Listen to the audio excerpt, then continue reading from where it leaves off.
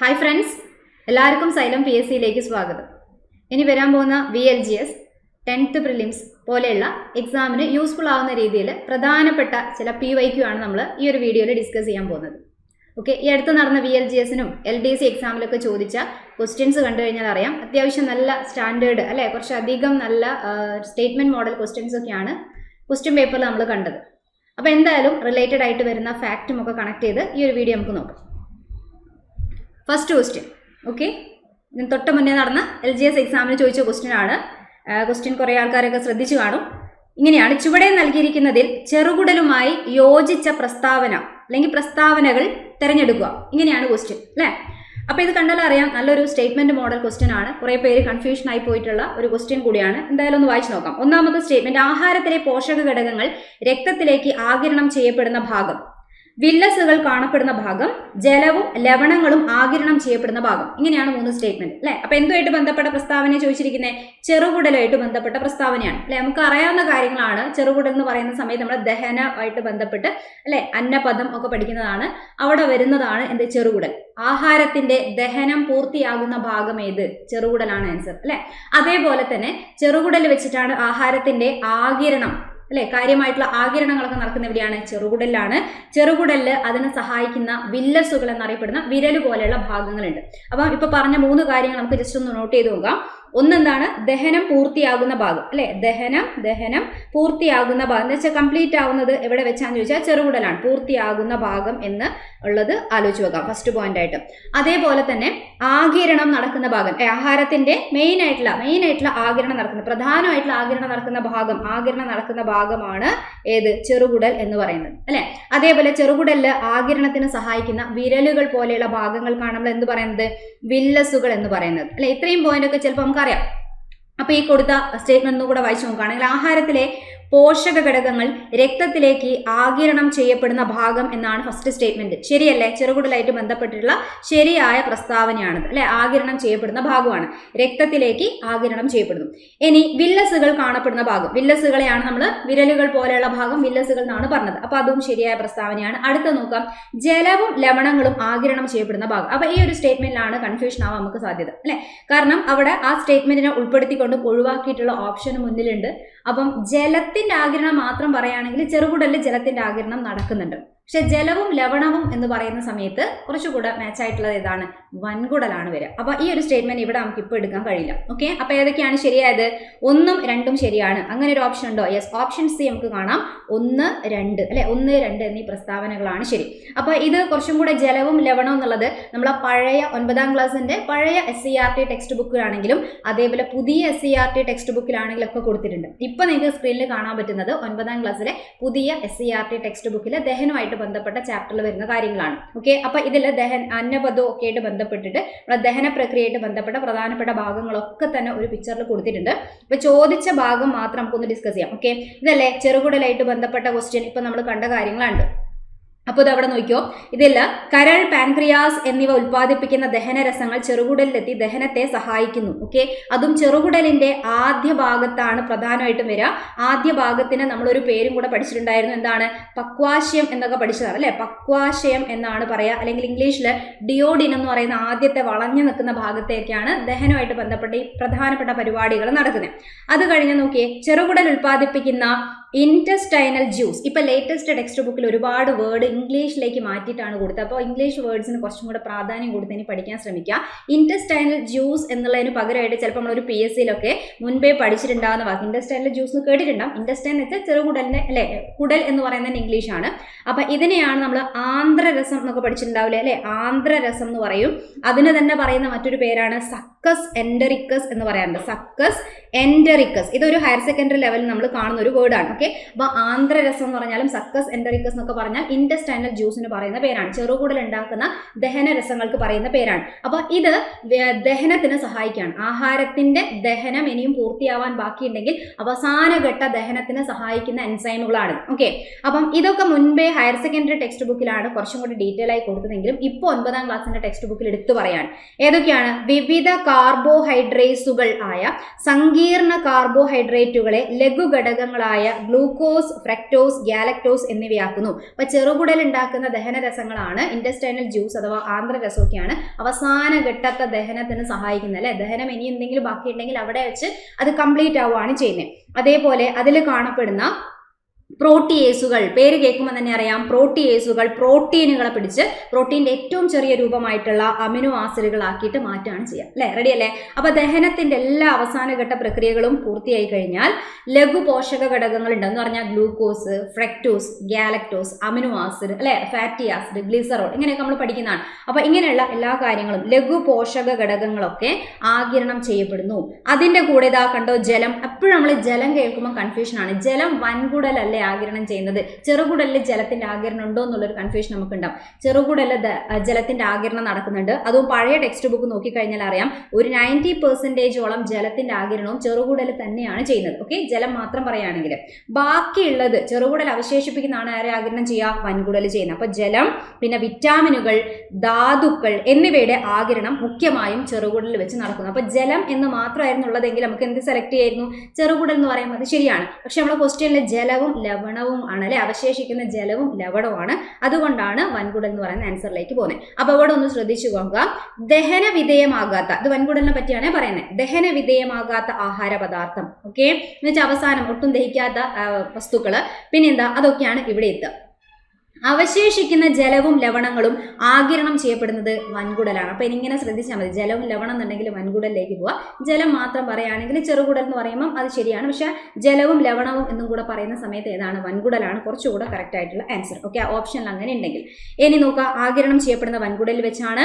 അതേപോലെ ഇവിടെ ഒരു കാര്യം പുതിയ ടെക്സ്റ്റിൽ ഒരു ചെറിയ അപ്ഡേഷൻ ഉള്ളതാണ്, നന്നായിട്ടൊന്ന് ശ്രദ്ധിക്കാം. ഇവിടെയുള്ള ചില ബാക്ടീരിയകൾ നമ്മൾ മുൻപേ പഴയ ടെക്സ്റ്റിനെ അടിസ്ഥാനമാക്കിയിട്ട് വിറ്റാമിൻ കെ അല്ലെ, കുടലിലെ ബാക്ടീരിയകൾ നിർമ്മിക്കുന്ന വിറ്റാമിൻ ഏത് ചോദിച്ചു കഴിഞ്ഞാൽ ഏതാ? വിറ്റാമിൻ കെ പറയാറില്ലേ. അപ്പൊ വിറ്റാമിൻ കെന്റെ കൂടെ ഇനി വിറ്റാമിൻ ബി കോംപ്ലക്സ് എന്ന് കണ്ടു കഴിഞ്ഞാൽ അതും ശരിയാണ്. പുതിയ ടെക്സ്റ്റ് ബുക്കിൽ അത് കൊടുത്ത കാണാം. Vitamin K, vitamin B complex എന്നിവ ഉൽപ്പാദിപ്പിക്കുന്നു. ഓക്കെ, റെഡി അല്ലേ. ഇനി അതേപോലെ ദഹന അവശിഷ്ടത്തെ മലാശയത്തിലെത്തിച്ച് മലദ്വാരത്തിലൂടെ പുറന്തള്ളുന്ന ഭാഗമൊക്കെ എന്താ? വൻകുടലാണ്. വൻകുടൽ കഴിഞ്ഞാൽ അടുത്ത ഭാഗമാണ് മലാശയം എന്നൊക്കെ പറയുന്നത് അല്ലെ. അപ്പം അതിൽ കൂടെയാണ് എന്ത് ചെയ്യുന്നത്? നമ്മളെ ഈ ഒരു അന്നപദം എന്ന് പറയുന്ന ഒരു കാര്യം എന്താവുന്നത്? കംപ്ലീറ്റ് ആവുന്നത്. അന്നപദം, എലിമെന്ററി കനാൽ, വായ മുതൽ തുടങ്ങി അല്ലെ, വായ മുതൽ തുടങ്ങി അതേപോലെ നമ്മൾ അന്നനാളം, ആമാശയം, ചെറുകുടൽ, വൻകുടൽ, മലാശയം എന്നൊക്കെ പറഞ്ഞു പഠിക്കുന്ന ഫുൾ റൂട്ടിനാണ് നമ്മൾ എന്ത് പറയാ? അന്നപദം എന്ന് പറയുന്നത്. അന്നനാളം എന്ന് പറയുന്നത് വേറെയാണ്. വായന്ന് ഗ്രസനി നമ്മൾ ആമാശയത്തിലേക്ക് വരുന്ന അന്നനാളം, ഇത് അന്നപദം എന്നാ പറഞ്ഞത്. എലിമെന്ററി കനാലിനെയാണ് പറഞ്ഞത്. റെഡി അല്ലേ? ക്ലിയർ അല്ലേ? അപ്പൊ ഇങ്ങനെ ഇനി ഉള്ള ക്വസ്റ്റ്യൻസ് വരുന്ന സമയത്ത് ഒന്ന് ശ്രദ്ധിക്കാം. ഇതിൽ എല്ലാ ഭാഗത്തിന്റെയും പേരൊക്കെ കൊടുത്തിട്ടുണ്ട്. കരളിനെ പറ്റിയും വായ, അന്നനാളം, ആമാശയത്തിനെ പറ്റിയൊക്കെ നമ്മൾ പഠിച്ച എല്ലാ കാര്യങ്ങളും അറിഞ്ഞിരിക്കേണ്ട അത്യാവശ്യമായിട്ടുള്ള ഒരുപാട് പോയിന്റുകൾ ഇതിൽ കൊടുത്ത് കാണാം. അപ്പം ചെയ്യേണ്ടത് 9th സ്റ്റാൻഡേർഡിൻ്റെ ന്യൂ SCERT ടെക്സ്റ്റ് ബുക്ക് ഉണ്ട്. പുതിയ SCERT ടെക്സ്റ്റ് ബുക്കിൽ ദഹനമായിട്ട് ബന്ധപ്പെട്ടിട്ടുള്ള ഈ ചാപ്റ്റർ എടുത്ത് നോക്കിക്കഴിഞ്ഞാൽ അവിടെ കൃത്യമായിട്ട് കൊടുത്ത് കാണും. ഓക്കെ, റെഡി അല്ലേ? ഇനി അടുത്ത ഒരു ഭാഗം ഇതേപോലെ ടെക്സ്റ്റിൽ റിലേറ്റഡ് ആയിട്ട് വന്നതാണ്. പഴയ ടെക്സ്റ്റിലും പുതിയ ടെക്സ്റ്റിലും ഒരേപോലെ കൊടുത്ത് ഇമ്പോർട്ടൻ്റ് ആയിട്ടുള്ളതാണ്. ചോദിക്കുന്ന ക്വസ്റ്റ്യൻ ആണ്. നമ്മൾ പറഞ്ഞു ഇതൊരു വില്ലസിൻ്റെ ഘടനയാണ്. വില്ലസ് എന്ന് പറഞ്ഞു കഴിഞ്ഞാൽ എന്താ? നമ്മളെ ചെറുകുടലിൽ കാണപ്പെടുന്ന വിരലുകൾ പോലെയുള്ള ഭാഗം അല്ലെ, വിരലുകൾ പോലെ ചെറുകുടലിൽ കാണപ്പെടുന്ന ആഗിരണത്തിന് സഹായിക്കുന്ന ഭാഗമാണ് വില്ലസ് അല്ലെ. അപ്പൊ ഈ ആഗിരണം നടക്കുന്നത് പ്രധാനമായിട്ടും വില്ലസിന്റെ ഉള്ളിലുള്ള രക്തലോമികയിലെ രക്തത്തിലേക്കായിരിക്കും ഒന്നുകിൽ, അല്ല എന്നുണ്ടെങ്കിൽ അവിടെ കാണുന്ന രക്തലോമിക പോലെ തന്നെയുള്ള ചെറിയ ലിംഫ് ലോമിക എന്ന് പറയുന്ന ലോമിക കൂടി ഉണ്ട്. രക്തം പോലെ തന്നെയുള്ള വേറൊരു ദ്രാവക ഭാഗം എന്ന് വേണം നമുക്ക് ലിംഫിനെ പറയാം അല്ലെ. രക്തത്തിൽ തന്നെ ഉണ്ടാവുന്നതാണ് ടിഷ്യൂ ദ്രവം. അത് ലിംഫ് വാഹിയിൽ കയറിയാൽ ലിംഫ് എന്നറിയപ്പെടുന്നു എന്നൊക്കെ അറിയാം. അപ്പൊ എന്തായാലും രക്തലോമികയിൽ രക്തം ഉള്ളതുപോലെ ലിംഫ് ലോമികയിൽ എന്തുണ്ട്? ലിംഫ് ഉണ്ട്. ഓക്കെ, അപ്പം ഈ ഏതൊക്കെ വസ്തുക്കളാണ് ഏതൊക്കെ ഭാഗത്തേക്കാണ് പോകുന്നത് എന്ന് ചോദിക്കും. നമ്മൾ ആഹാരം കഴിച്ച് ദഹിച്ചാൽ ഉണ്ടാവുന്ന ഗ്ലൂക്കോസ്, ഫ്രക്ടോസ്, ഗാലക്ടോസ് എന്ന് പറഞ്ഞാൽ അതായത് ധാന്യം അഥവാ കാർബോഹൈഡ്രേറ്റ് ഇങ്ങനെയുള്ള കാര്യങ്ങൾ ദഹിക്കുമ്പോഴല്ലേ ഉണ്ടാവുക. അതേപോലെ അമിനോ ആസിഡ് ഉണ്ടാവുന്ന എപ്പോഴാ? പ്രോട്ടീൻ അല്ലെ. പ്രോട്ടീൻ ദഹിച്ചാൽ ഉണ്ടാവുന്ന അമിനോ ആസിഡും ധാന്യകങ്ങളൊക്കെ ദഹിച്ചാൽ കിട്ടുന്ന നമ്മളെ ബാക്കിയുള്ളത് ഗ്ലൂക്കോസ്, ഫ്രക്ടോസ്, ഗാലക്ടോസ് ഇതൊക്കെ രക്തലോമികയിലെ രക്തത്തിലേക്കാണ് ആഗിരണം ചെയ്യപ്പെടുക. അതേ സമയത്ത് ഫാറ്റി ആസിഡും ഗ്ലിസറോളും എന്ന് പറഞ്ഞാൽ എന്താ, അത് ലിപ്പിഡ് അഥവാ കൊഴുപ്പ് അല്ലെ, നമ്മൾ കഴിക്കുന്ന ആഹാരത്തിലെ കൊഴുപ്പ് ദഹിച്ചാൽ ഉണ്ടാകുന്ന ഫാറ്റി ആസിഡും ഗ്ലിസറോളും എങ്ങോട്ടാ പോകുന്നത്? ലിംഫ് ലോമികയിലേക്കാണ്. ആ ലിംഫ് ലോമികയ്ക്ക് പറയുന്ന മറ്റൊരു പേരാണിത് ലാക്റ്റിയൽ. ഓക്കെ, ലാക്റ്റിയൽ എന്നാണ് അത് പറയാം. അതൊക്കെ മുൻപേ ചോദിച്ച ക്വസ്റ്റ്യൻ ആണ് കേട്ടോ. ഓക്കെ, റെഡി അല്ലേ? ഒന്ന് ആലോചിച്ച് വെച്ചേക്കുക. ഇതും പുതിയ ടെക്സ്റ്റിലുള്ള ഡയഗ്രം ആണ്. ഇതേപോലെ തന്നെ പഴയ ടെക്സ്റ്റിൽ നമുക്ക് കാണാൻ പറ്റും. Ready, clear? ഇത് ലേറ്റസ്റ്റ് SCERT 9th സ്റ്റാൻഡേർഡിന്റെ പുതിയ SCERT ന്യൂ SCERT തന്നെ കൊടുത്തിട്ടുള്ളതാണ്. ഇത് പഴയ ടെക്സ്റ്റിൽ ഇങ്ങനെ ഒരു ഹെഡിങ് ആക്കി കൊടുക്കുന്നില്ല. ജസ്റ്റ് ഒന്ന് നോക്കാം, സിമ്പിൾ ആണ്. ദഹനം എന്ന് പറയുന്ന പ്രക്രിയ നമുക്കറിയാം എന്താണ്, സങ്കീർണമായ നമ്മൾ ആഹാര ഘടകങ്ങളെ നമ്മൾ എന്ത് ചെയ്യാണ്, ആഗിരണത്തിന് പറ്റുന്ന രീതിയിൽ ചെറിയ ചെറിയ ഘടകങ്ങളാക്കി മാറ്റുന്നതിനാണ് എന്ത് പറയാ, ദഹനം എന്ന് പറയാം അല്ലെ. അപ്പൊ ദഹനത്തിനെ പ്രധാനമായിട്ടും 2 ഭാഗങ്ങളായിട്ട് തിരിക്കുന്ന കാണാം. ഓക്കെ, എങ്ങനെയൊക്കെയാണ്? ഒന്ന് യാന്ത്രിക ദഹനം എന്നും രാസിക ദഹനം എന്നും 2 ഹെഡിങ് ആയിട്ടാണ്. ഓക്കെ, യാന്ത്രികം എന്ന് പറയുമ്പോൾ എന്താണ്, മെക്കാനിക്കൽ ഡൈജഷൻ ഇംഗ്ലീഷിലും പറയാം. രാസികം എന്ന് പറയുമ്പോൾ കെമിക്കൽ. അതൊന്ന് ജസ്റ്റ് ആലോചിച്ച് നോക്കിക്കഴിഞ്ഞാൽ നമുക്ക് അതിന്റെ ആൻസറിലേക്ക് എത്താൻ പറ്റും. ഓക്കെ, ദഹന പ്രക്രിയയിൽ നമ്മളെ സഹായിക്കുന്ന നമ്മുടെ ശരീരത്തിൽ ഒരുപാട് ഭാഗങ്ങളുണ്ട് അല്ലെ. അതേപോലെ തന്നെ എന്തുണ്ട്, രാസാഗ്നികളൊക്കെ ഉണ്ട്, എൻസൈമുകൾ അഥവാ രാസാഗ്നികളൊക്കെ ഉണ്ട്. അപ്പൊ യാന്ത്രിക ദഹനത്തിൽ എന്തിനെയായിരിക്കും ഉൾപ്പെടുത്തുക? ആഹാരത്തെ ചെറുകണികകളാക്കി മാറ്റുന്നു എന്ന് കൊടുത്തു. ഏതൊക്കെ ഭാഗം, ഇപ്പോൾ നമ്മൾ എന്തെങ്കിലും ഒരു കാര്യത്തിന് വേണ്ടി എന്തൊക്കെ ഉപകരണങ്ങളൊക്കെ ഉപയോഗിക്കില്ല, അതേപോലെ ശരീരത്തിൽ ഏതൊക്കെ ഭാഗങ്ങൾ ഉപയോഗിക്കുന്നു എന്ന് പറഞ്ഞാൽ ഒന്ന് എന്താണുള്ളത്, പല്ല് അല്ലെ. നമ്മളെ പല്ലുകൾ ആഹാരത്തെ ചവച്ചരയ്ക്കുന്നതിലൂടെയും ആമാശയത്തിലെയും ചെറുകുടലിലെയും പേശികളുടെ ശക്തമായ സങ്കോചങ്ങളിലൂടെയും ഇത് സാധ്യമാക്കുന്നു. ഓക്കെ, അപ്പം ദഹനത്തിന് വേണ്ടിയിട്ട് സഹായിക്കുന്ന ഭാഗം എടുക്കണം. ഒന്ന് നമ്മൾ പല്ല് ഉപയോഗിച്ച് നന്നായി ചവച്ചരയ്ക്കുക. പിന്നെ ആമാശയാണെങ്കിലും ചെറുകുടലാണെങ്കിലും ഒക്കെ നമുക്ക് അറിയാം ഒരു തരംഗ രൂപത്തിൽ പെരിസ്റ്റാൾസിസ് പോലെയുള്ള ചലനങ്ങളൊക്കെ ഉണ്ടെന്ന് നമുക്കറിയാം അല്ലെ. അതിലെ പേശികൾ ചലിക്കും. അപ്പൊ ആ സമയത്തൊക്കെ ആഹാരം എന്ത് ചെയ്യാണ്, നന്നായി മിക്സ് ആവാനും ദഹനത്തിന് പറ്റുന്ന രീതിയിലേക്ക് മാറാനൊക്കെ സഹായിക്കും. അപ്പൊ അങ്ങനെയുള്ള പ്രവർത്തനങ്ങളെയൊക്കെ യാന്ത്രിക ദഹനം എന്ന് പറയുന്ന ഹെഡിങ്ങിലാണ് നമ്മൾ ഉൾപ്പെടുത്തുക. അപ്പൊ രാസിക ദഹനം എന്ന് പറയുമ്പോൾ എന്തെങ്കിലും കെമിക്കൽ പോലത്തെ, കെമിക്കൽ എന്ന് പറഞ്ഞാൽ മെയിൻ ഏതാ, ദഹനത്തിൽ സഹായിക്കുന്ന കെമിക്കലിനെയാണ് നമ്മൾ എന്ത് പറയാ, എൻസൈംസ് അഥവാ രാസാഗ്നികൾ എന്നൊക്കെ നമ്മൾ പറയാം അല്ലെ. അപ്പൊ നോക്കുക, ദഹനരസങ്ങളിലെ എൻസൈമുകളുടെ പ്രവർത്തനത്താൽ സങ്കീർണമായ പോഷക ഘടകം ആഗിരണ യോഗ്യമാക്കുന്ന ലഘുഘടകങ്ങളായി മാറുന്നു. ആ പ്രക്രിയക്കാണ് രാസിക ദഹനം എന്ന് പറയാം. അത് വായ തൊട്ട് വേണമെങ്കിൽ നമുക്ക് പറയാം, വായയിലെ ഉമിനീരിലുള്ള അല്ലെ സലൈവറി അമിലേസ് ഒക്കെ സഹായിക്കുന്നു. അതേപോലെ നമ്മൾ ഓരോ ഭാഗത്തേക്ക് എത്തുമ്പോൾ ഒരുപാട് രാസാഗ്നിന്റെ പേര് പഠിക്കും. ആ എല്ലാ രാസാഗ്നിന്റെയും പ്രവർത്തനങ്ങളെ നമ്മൾ രാസിക ദഹനം എന്ന് പറയുന്ന ഹെഡിങ്ങിൽ പറയാം. അല്ലാതെ ഏതൊക്കെ ഭാഗങ്ങളാണോ ഇതിനൊരു മെഷീൻ പോലെ വർക്ക് ചെയ്ത് സഹായിക്കുന്നത് അതിനെ നമുക്ക് യാന്ത്രിക ദഹനം എന്ന് പറയുന്ന ഹെഡിങ്ങിൽ കൊടുക്കാം. ഇത് പുതിയ SCERT കൊടുത്തിട്ടുള്ള ഫാക്റ്റ് ആണ്. സിമ്പിൾ ആണ്, ജസ്റ്റ് ഒന്ന് ഓർത്ത് വെച്ചേക്കാം. റെഡി, ക്ലിയർ അല്ലേ? അപ്പോൾ അടുത്തൊരു ക്വസ്റ്റ്യനിലേക്ക് നമുക്ക് പോകാം. നെക്സ്റ്റ് ക്വസ്റ്റ്യൻ ഇങ്ങനെയാണ്, മങ്ങിയ പ്രകാശത്തിൽ കാണാൻ കഴിയില്ല. ഈ ലക്ഷണം കാണിക്കുന്ന അപര്യാപ്തത രോഗം ഏത് വിറ്റാമിനുമായി ബന്ധപ്പെട്ടിരിക്കുന്നു? വളരെ സിമ്പിൾ ആയിട്ടുള്ള ക്വസ്റ്റ്യൻ ആണ്. ഇപ്പോൾ കഴിഞ്ഞ LGS എക്സാമിന് ചോദിച്ച ക്വസ്റ്റ്യൻ ആണ് അല്ലെ. അപ്പം ഇത് എന്താണ്, ലക്ഷണം വെച്ചിട്ടാണ് ചോദിച്ചിരിക്കുന്നത്. അപ്പൊ മങ്ങിയ പ്രകാശത്തിൽ കാണാൻ കഴിയില്ല എന്ന് പറഞ്ഞാൽ അത് ഏത് രോഗത്തിന്റെ ലക്ഷണമാണ് എന്നുള്ളത് തിരിച്ചറിഞ്ഞു കഴിഞ്ഞാൽ ഈസി ആയിട്ട് ആൻസറിലേക്ക് എത്താം അല്ലെ. എന്തായാലും കാണാൻ എന്ന് പറയുമ്പോൾ തന്നെ കണ്ണുമായിട്ട് ബന്ധപ്പെട്ടതല്ലേ, കണ്ണുമായിട്ട് ബന്ധപ്പെട്ട കാര്യമാണ്. കണ്ണിനായിട്ട് ബന്ധപ്പെട്ട് പറയുമ്പോൾ ഏതാണ്, മങ്ങിയ പ്രകാശത്തിൽ കാണാൻ പറ്റുന്നില്ലെങ്കിൽ അതാണ് എന്ത്, നിശാന്തത അല്ലെ. നിശാന്തത, മങ്ങിയ പ്രകാശത്തിൽ വ്യക്തമായി കാണാൻ പറ്റാത്തത് നിശാന്തത. നിശാന്തത എന്ന് പറയുമ്പോൾ കണ്ണുമായിട്ട് ബന്ധപ്പെട്ടിട്ട് പറയുന്ന കാര്യമാണ്.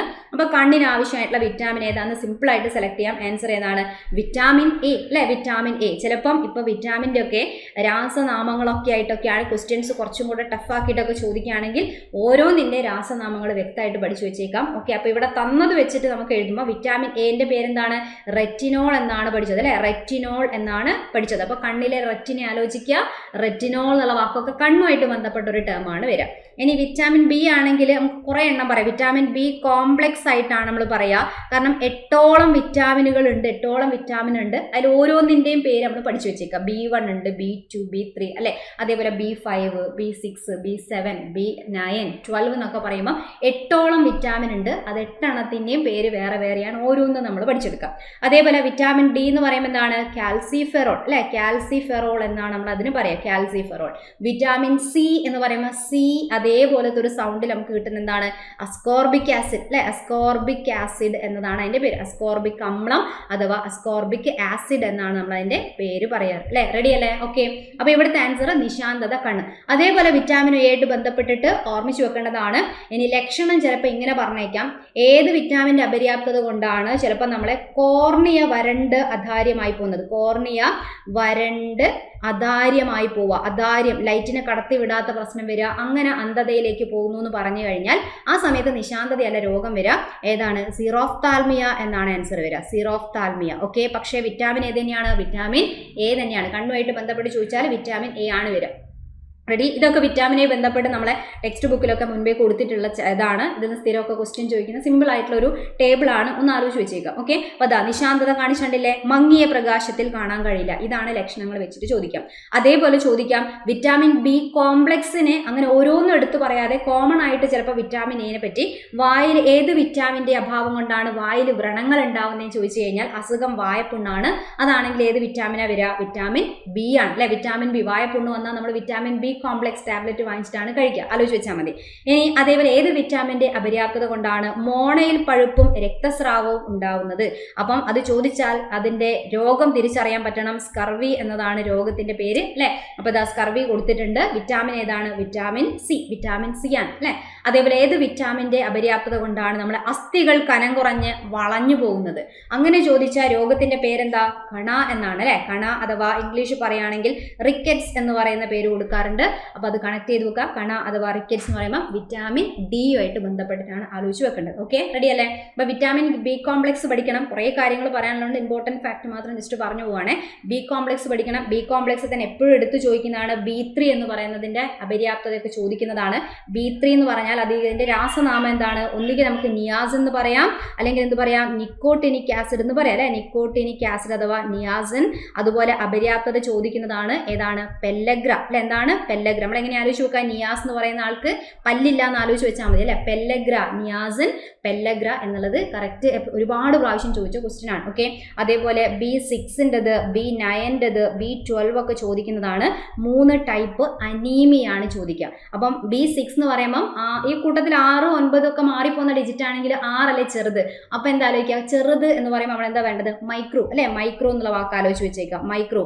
മൈക്രോസെറ്റിക് അനീമിയ എന്ന പേരാണ് ആലോചിച്ച് വെക്കണം. മൈക്രോസെറ്റിക് അനീമിയ ആണ് ആലോചിച്ച് വെക്കുക. അപ്പൊ 9 എന്ന് പറയുമ്പോൾ 6, 9 ഒരേപോലെ മാറിപ്പോകുന്ന 2 ഡിജിറ്റ് ആണ്. ആ കൂട്ടത്തിൽ വലുത് 9 ആണ്.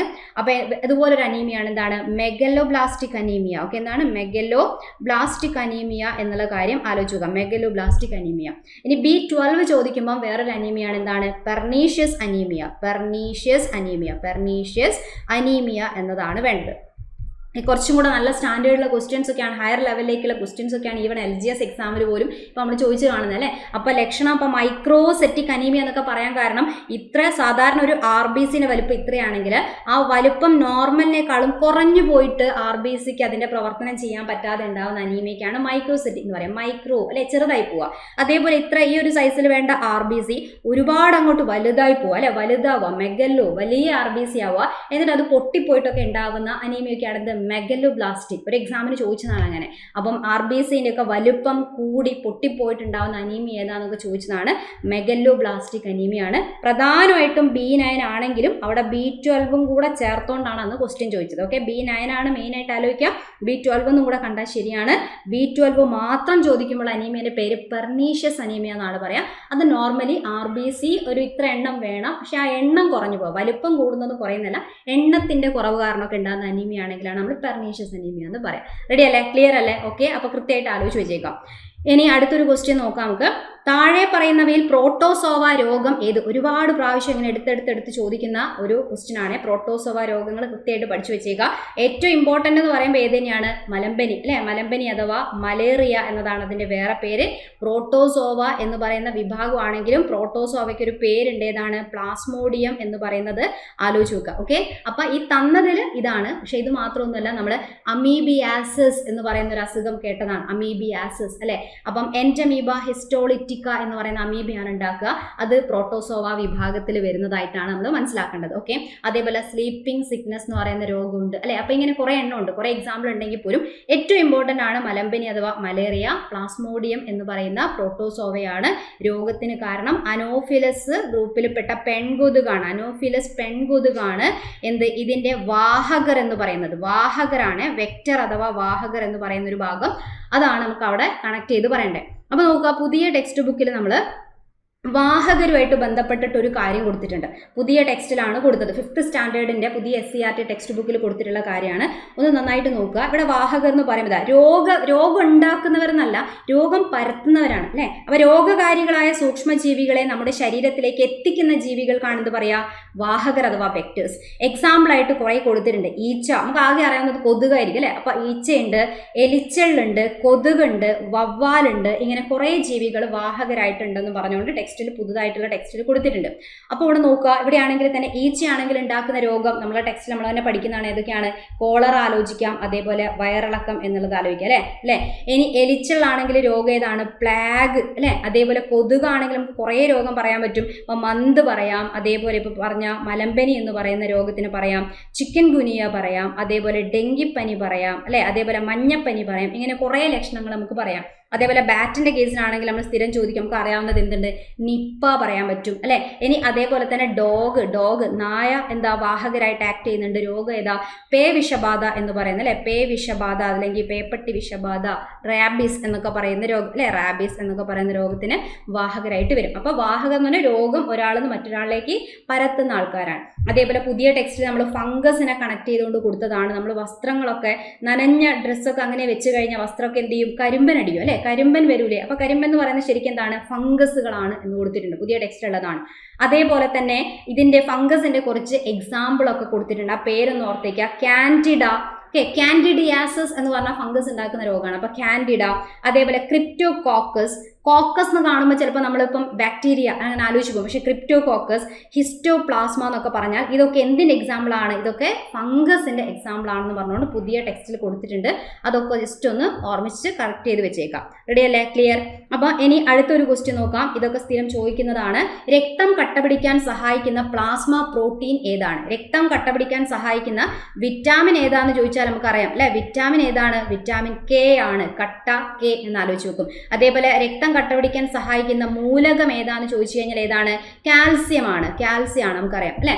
അപ്പൊ അതേപോലെ തന്നെ ചോദിക്കുന്നതാണ് പ്ലാസ്മയിൽ കാണപ്പെടുന്ന പ്രോട്ടീൻ ഏതാണ്? രക്തം കട്ടപിടിക്കാൻ സഹായിക്കുന്ന പ്രോട്ടീൻ ഏതാന്ന് ചോദിച്ചാൽ ആൻസർ ഏതാ വേണ്ടത്? ആൻസർ സി ആണ് അല്ലെ. ഏതാണ്? ഫൈബ്രിനോജൻ. അപ്പൊ ഇത് 9th സ്റ്റാൻഡേർഡിന്റെ ടെക്സ്റ്റിൽ കൊടുത്താണ്. ചിലപ്പോൾ പുതിയ ടെക്സ്റ്റിൽ ഇത് അങ്ങനെ കാണുന്നില്ല ഫാക്ട്, എന്നാലും പഴയ ടെക്സ്റ്റിനെ അടിസ്ഥാനമാക്കിയിട്ട് ചോദിച്ചതാണ്. ഇതിപ്പോൾ ഏറ്റവും ലേറ്റസ്റ്റ് നടന്ന LGS എക്സാമിന് ചോദിച്ചൊരു ക്വസ്റ്റ്യനും കൂടിയാണ്.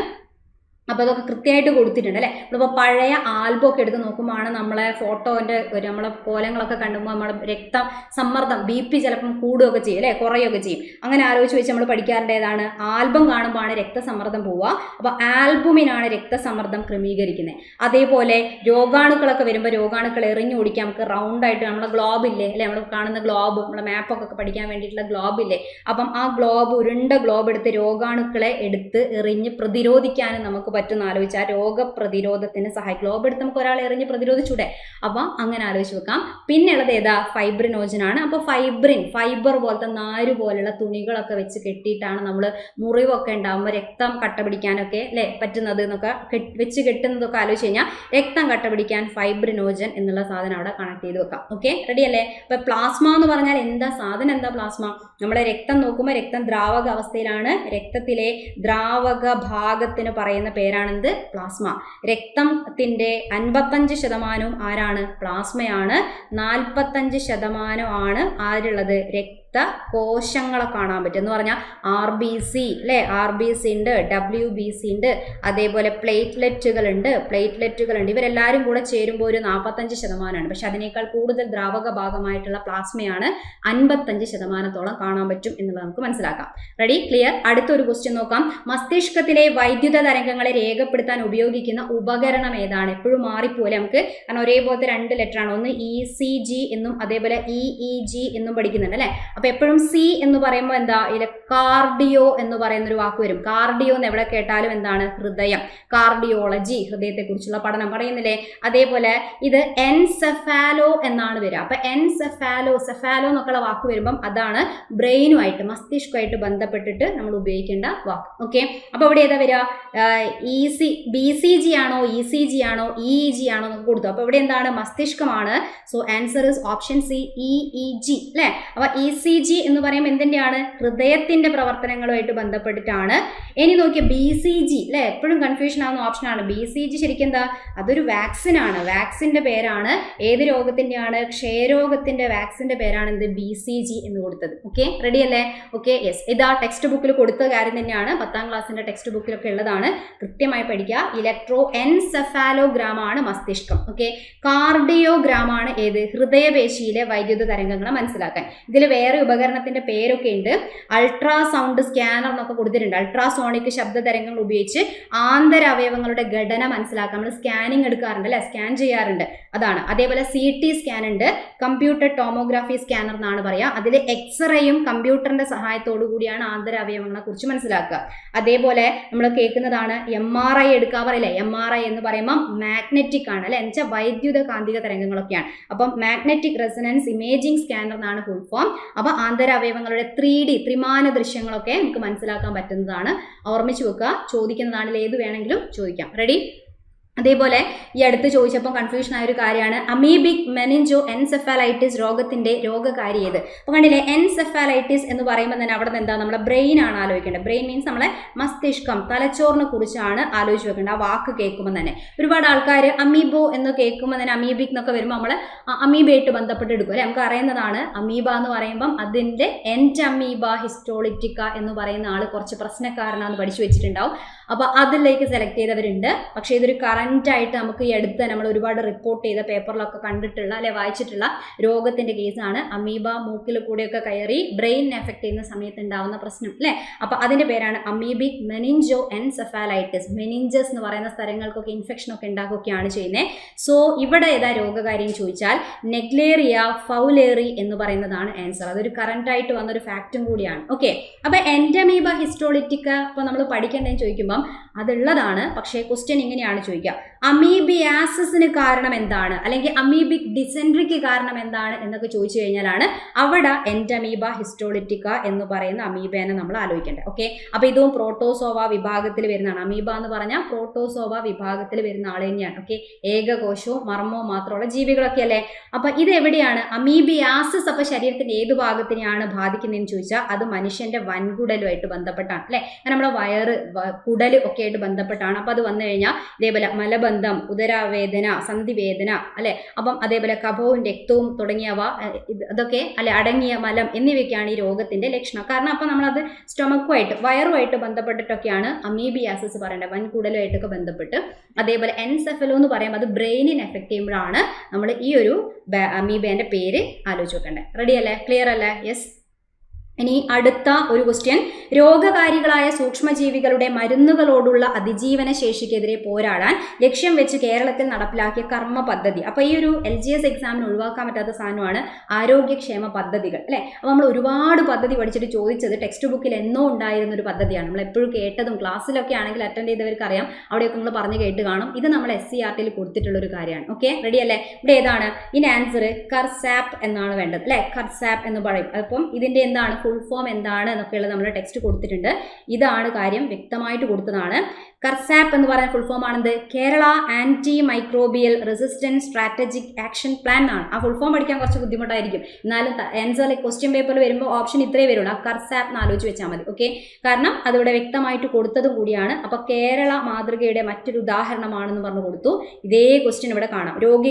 രോഗകാരികളായ സൂക്ഷ്മജീവികളുടെ മരുന്നുകളോടുള്ള അതിജീവന ശേഷിക്കെതിരെ പോരാടാൻ ലക്ഷ്യം ലക്ഷ്യം വെക്കുന്ന കർമ്മ പദ്ധതിയാണ് എന്ന് പറഞ്ഞിട്ട് നമ്മളെ ടെക്സ്റ്റ് ബുക്കിൽ കൊടുത്ത ഫാക്ട് തന്നെയാണ് ഈ ചോദിച്ചിരിക്കുന്നത്. ഓക്കെ, ഏതാണ് കർസാപ്പ് എന്ന് പറയുന്ന ആലോചിച്ച് വെച്ചേക്കുക. അപ്പൊ എങ്ങനെ ക്വസ്റ്റ്യൻ വരും എന്നുള്ളത് കണക്ട് ചെയ്യണേ. രോഗകാരികൾ അല്ലെ, ഇപ്പൊ രോഗാണുക്കൾ സൂക്ഷ്മജീവികൾ മരുന്നിനെ അതിജീവിക്കുകയാണെങ്കിൽ നമുക്ക് പിന്നെ കൂടുതൽ നമുക്ക് പിന്നെ മരുന്ന് കഴിച്ചിട്ട് പ്രശ്നമില്ല അല്ലെ, ഒരു കാര്യമില്ലാത്ത അവസ്ഥയൊക്കെ വരും. അപ്പൊ ആ ഒരു സിറ്റുവേഷനിലൊക്കെ അതിന് വേണ്ടിയിട്ടൊക്കെ ഉണ്ടാക്കിയ പദ്ധതിയാണ് ശരിക്കും കർസാപ്പ് എന്ന് പറഞ്ഞാൽ. റെഡി? ഓക്കെ, ഇനി ഒരു ക്വസ്റ്റ്യൻ നോക്കാം.